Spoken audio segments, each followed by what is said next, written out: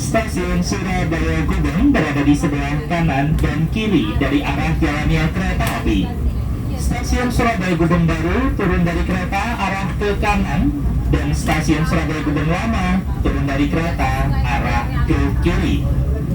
Kami informasikan kembali, stasiun Surabaya Gubeng berada di sebelah kanan dan kiri dari arah jalannya kereta api.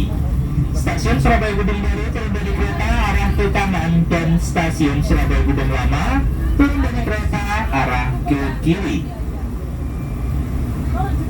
Waktu tunggu kereta api Ranggajati di stasiun Surabaya Gubeng.